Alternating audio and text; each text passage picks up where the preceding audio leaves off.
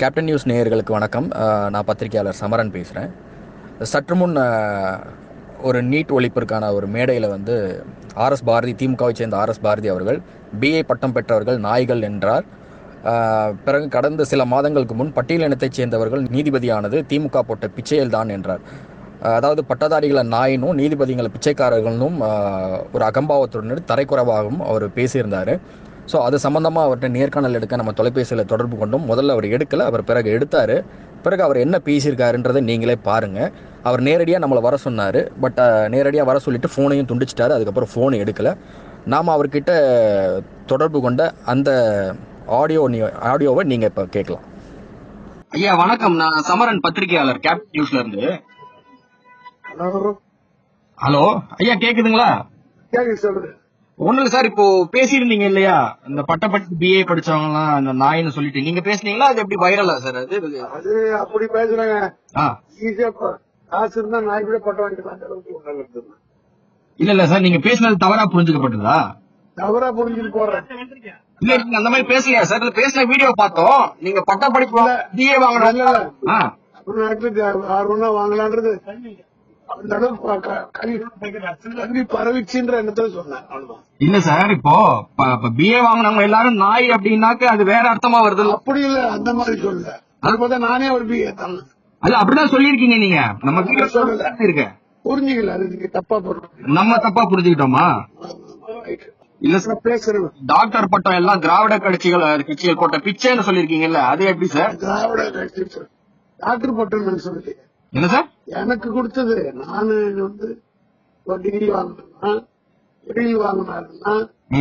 திராவிட இயக்கங்களுக்கு போட்ட பிச்சைன்னு சொல்லுவோம். இல்ல சார், ஃபுல்லா பேச்சு கேட்டுட்டு போடுறேன். இல்ல உங்களுடைய பேச்சு நாங்க தொடர்ந்து பாத்துட்டு தான் இருக்கோம். 167 கோடி ரூபாய் இவங்க டைவர்ட் பண்றதுக்காக சில பேர் செய்யறது.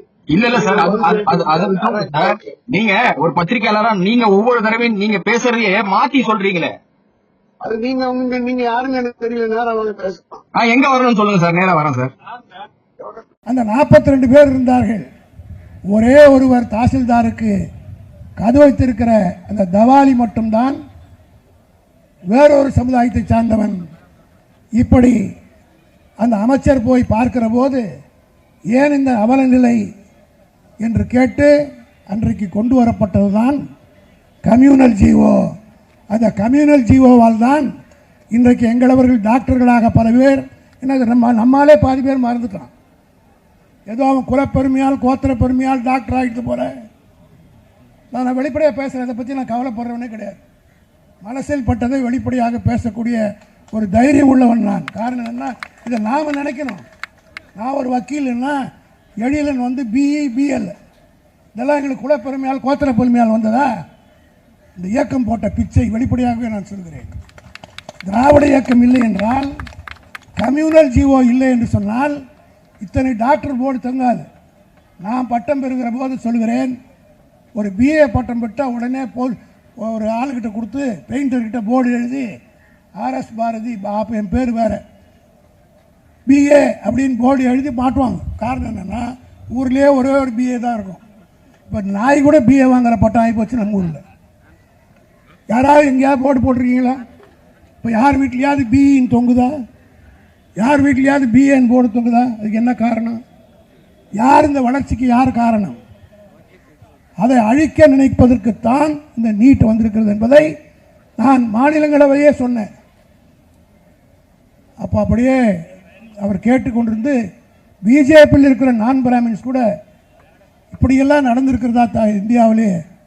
அப்பொழுதுதான் நான் சொன்னேன், நீட் தேர்வு வருவதனுடைய நோக்கமே எங்களை அழிப்பதற்குத்தான்.